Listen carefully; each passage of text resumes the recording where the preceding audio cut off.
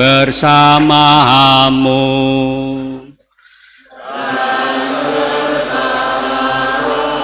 Inilah Injil Yesus Kristus menurut Santo Matius.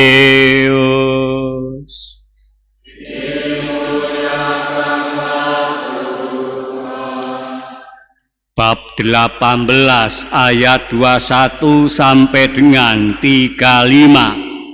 Sekali peristiwa datanglah Petrus kepada Yesus dan berkata, Tuhan, sampai berapa kalikah aku harus mengampuni saudaraku jika ia berbuat dosa terhadap aku?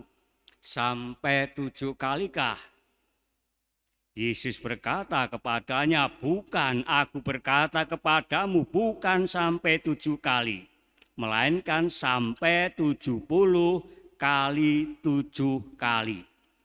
Sebab hal kerajaan surga itu seumpama seorang raja yang hendak mengadakan perhitungan dengan hamba-hambanya. Ketika ia mulai mengadakan perhitungan itu, dihadapkanlah kepada seorang yang berhutang 10.000 talenta. Tetapi karena orang itu tidak mampu melunasi hutangnya, raja itu memerintahkan supaya ia dijual beserta anak istri dan segala miliknya untuk membayar hutangnya.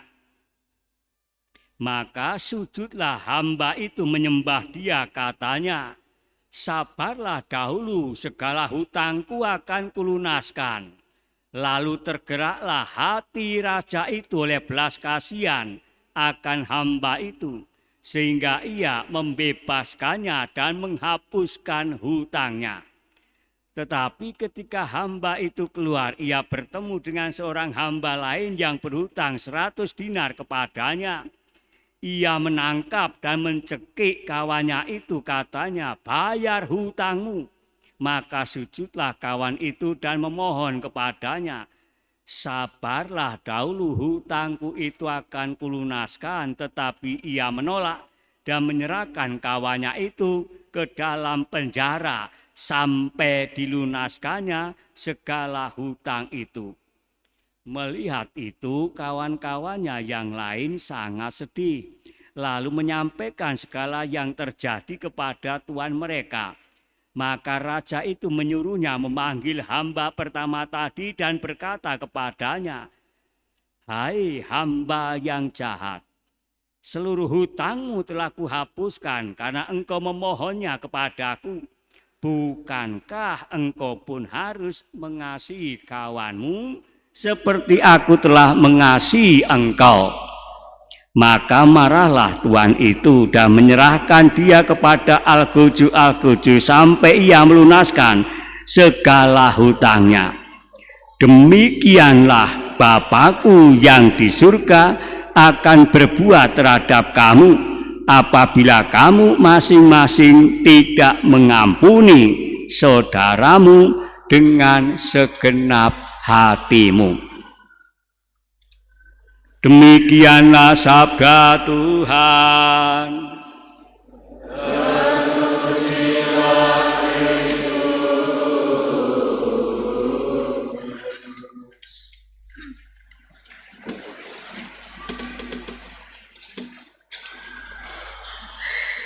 Bapak, Ibu, dan saudaraku yang terkasih, selama melayani sebagai seorang imam, saya merasa betapa sulitnya orang Katolik tertentu mengampuni saudaranya. Saya mengingat seorang yang pernah curhat kepada saya. Dia rajin berdoa, Bapa kami. Setiap hari dia mendoakan lebih dari 10 kali. Karena baginya doa inilah yang menjadi awal panggilannya untuk menjadi Katolik. Dia baru menyadari setelah bertahun-tahun bahwa dalam doa Bapa kami ada kalimat, ampunilah kesalahan kami seperti kami pun mengampuni yang bersalah kepada kami. Dia merasa sangat bersalah karena sudah banyak orang yang dipanggil Tuhan alias mati, padahal belum ada rekonsiliasi di antara saudaranya, temannya, sahabatnya. Dan ini menjadi momen baginya untuk berubah secara total. Dia belajar untuk mengampuni dengan melupakan semua hal yang sudah terjadi. Dia juga berusaha untuk melihat yang terbaik di dalam diri sesama tanpa berusaha mengingat-ingat yang tidak baik.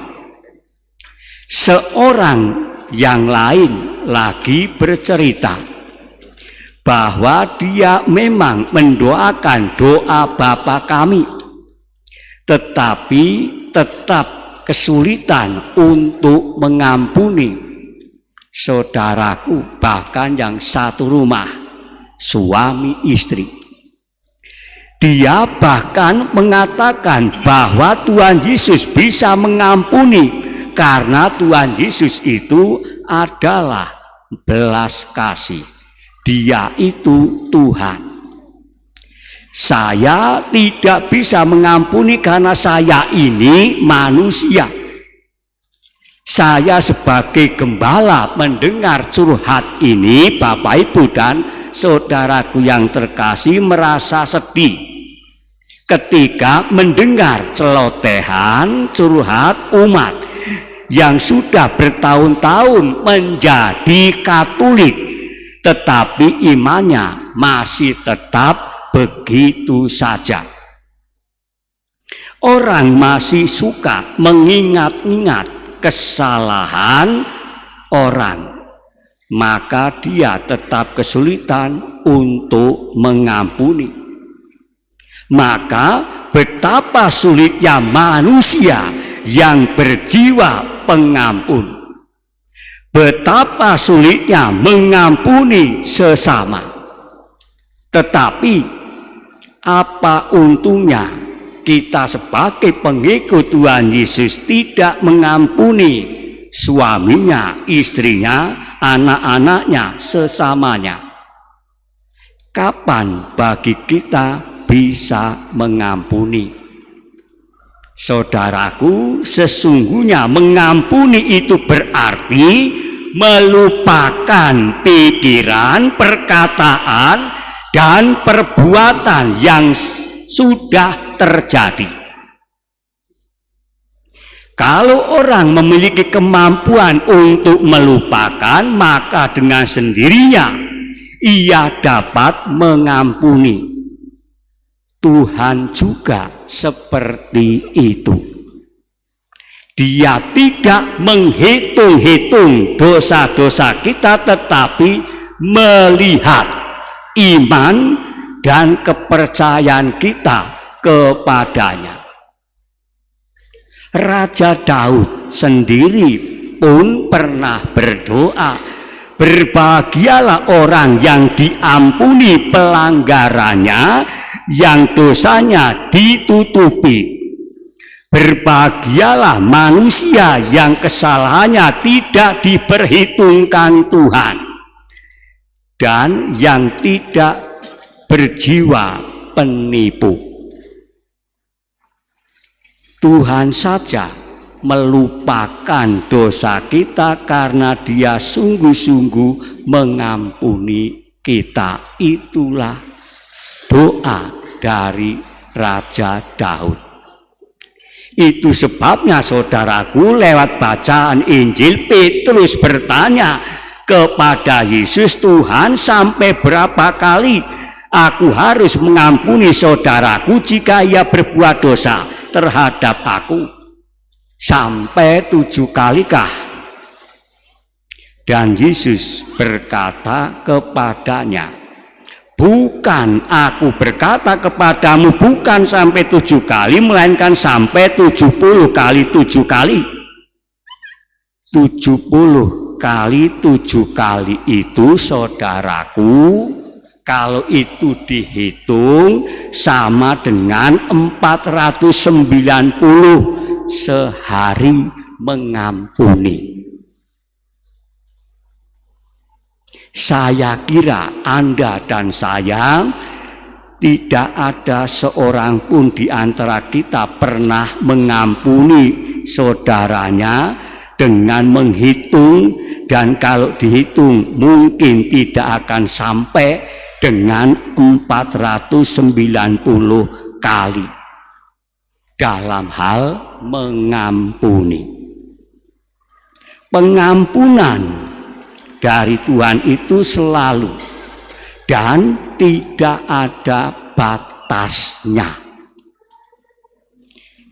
Hal yang sama juga harus kita lakukan dalam kehidupan harian kita, dalam hidup kita.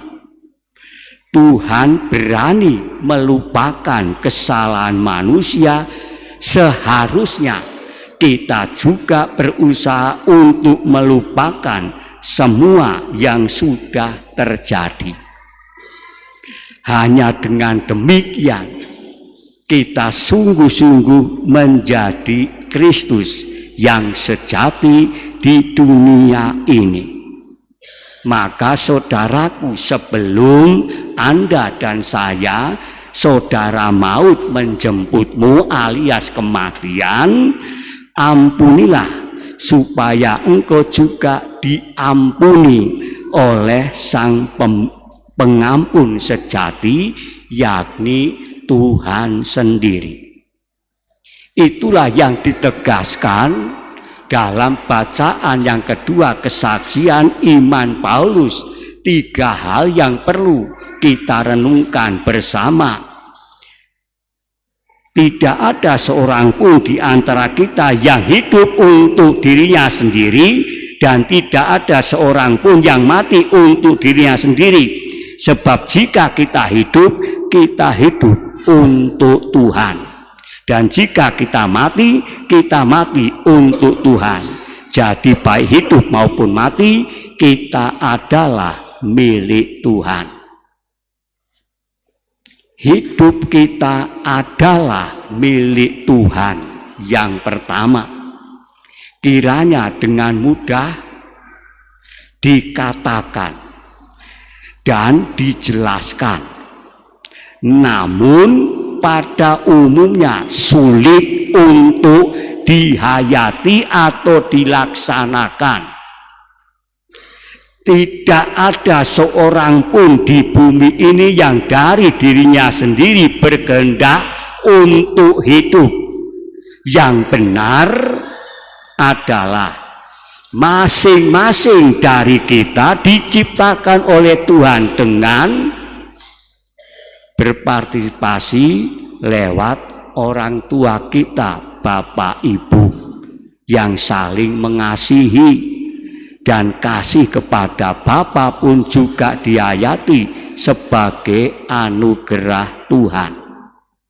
Maka hidup kita adalah anugerah Tuhan. Segala sesuatu yang kita miliki, kita nikmati, kita kuasai saat ini juga merupakan anugerah Tuhan. Segala sesuatu adalah anugerah. Maka orang yang sungguh beriman kepada Tuhan pasti akan rendah hati, tidak sombong. Semakin tambah usia atau tambah aneka kekayaan berarti akan semakin rendah hati. Ingat akan pepatah Bulir padi semakin berisi, semakin menunduk, yang berarti semakin pandai, semakin berpengalaman, semakin kaya atau semakin tua dan seterusnya, hendaknya semakin menunduk alias rendah hati. Oleh karena itu diharapkan kepada orang tua, atasan, bawahan, dan seterusnya, rendah hati menjadi contoh teladan dalam kehidupan harian konkretnya untuk putra-putrinya. Lalu yang kedua, mati juga milik Tuhan. Dan tidak seorang pun yang sungguh beriman, Anda dan saya, ingin segera mati meskipun di sana ada surga. Kalau ditanya, saya mau mati duluan, bel. Padahal tidak seorang pun ingin segera mati. Dan tidak tahu kapan akan mati atau dipanggil Tuhan. Kalau tidak atau kurang beriman, mungkin tahu kapan akan mati. Misalnya mereka yang bunuh diri atau kena hukuman mati karena perbuatan jahatnya. Kematian datangnya bagaikan pencuri di tengah malam yang mencuri harta benda kita, sementara kita tertidur pulas dan lelap. Maka saudaraku, ingat dan perhatikan, ada orang yang mati mendadak, entah sendirian atau bersama-sama. Misalnya yang kena serangan jantung, atau karena kecelakaan lalu lintas, atau karena gempa bumi, atau karena pandemi, kapal tenggelam, pesawat jatuh, dan seterusnya. Maka dengan ini kita sebagai umat beriman diharapkan selalu dalam keadaan siap siaga dipanggil Tuhan atau mati. Dan sebagai tanda kesiapsiagaan kita, marilah kita hayati yang ketiga, ajakan dari Santo Paulus. Tidak ada seorang pun di antara kita yang hidup untuk dirinya sendiri. Sejatinya Bapak, Ibu, dan saudaraku yang terkasih, jati diri kita masing-masing adalah makhluk sosial, yang berarti kita tidak mungkin dapat hidup sendirian. Mengingat sejak semula Tuhan telah menganugerahkan penolong yang lain yang sepadan dengan manusia. Hawa diciptakan untuk menjadi penolong Adam yang sepadan. Memang yang mendorong atau memotivasi kita untuk sosial alias hidup untuk orang lain adalah perbedaan jenis kelamin laki-laki terhadap perempuan dan sebaliknya. Dengan kata lain, yang berbeda satu sama lain tetapi tergerak dan termotivasi untuk mendekat, bersahabat, dan bersatu, saling mengasihi dengan segenap hati, segenap jiwa, segenap akal budi, dan segenap kekuatan atau tubuh. Itulah pengalaman hidup antar suami istri yang saling mengasihi. Maka diharapkan para bapak ibu dapat menjadi teladan dalam hidup sosial untuk putra putrinya. Mengingat hidup atau mati adalah milik Tuhan. ingatlah akan akhir hidup dan hentikanlah permusuhan. Jangan mendendami sesama manusia, ampunilah kesalahannya. Bacaan yang pertama. Akhir hidup kita adalah detik-detik atau menit-menit terakhir hidup kita maupun saat pemakaman kita. Oleh karena itu, sebelum saudara maut alias kematian menjemput Anda dan saya, ampunilah supaya engkau juga diampuni oleh pengampun yang sejati, yakni Tuhan sendiri. Semoga Tuhan memberkati.